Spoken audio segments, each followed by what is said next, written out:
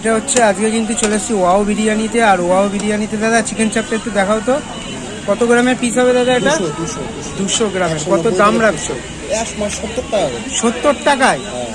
দেখো তোমরা কি এই বরাবরই কি এরকম বরাবর একদম শুরু থেকে এরকম সাদা চাপ, হ্যাঁ রেজালাকাম চাপ। অনেকে বলে লাল চাপ ভালো হবে না সাদা চাপ ভালো হবে, কোনটা ভালো হবে? এখন যদি আমি কালার মেশাই তাহলে লাল কালো, সাদা কালো লাল, এটার মধ্যে লঙ্কার গুঁড়ো বা কালার মিশিয়ে দিলে লাল হয়ে যাবে, কিন্তু অরিজিনালি এটা রেজালা স্টাইল চাপ, তাই তো? লঙ্কাও লাগবে না তোমার, ফুড কালার মারলে হয়ে যাবে। তাই? হ্যাঁ কালার।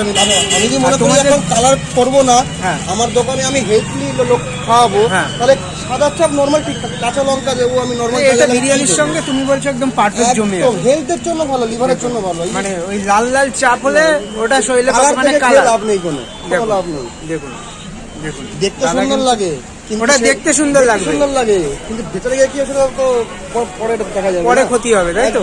তার থেকে দাদারা কিন্তু একদম সাদা সাদা চাপ করছে দেখুন। আর দাদারা কিন্তু চাপ খুব বেশি পরিমাণে বানায় না, যেটা বানায় পুরো দিন বিক্রি হয়ে থাকে। আবার চাপ আছে, রেডি আছে দেখুন। 70 টাকায় চাপ। আর বিরিয়ানি 100 টাকা, মানে 100 টাকা 170 টাকা দিয়ে আনলিমিটেড বসে খেতে পারবে চাপ দিয়ে। চাপ দিয়ে যদি 100 টাকা চিকেন না, সে আনলিমিটেড পাবে, আনলিমিটেড, কোনো অসুবিধা নেই। কোনো অসুবিধা নেই। দেখুন এই হচ্ছে কিন্তু চিকেন চাপ, বুঝলাম।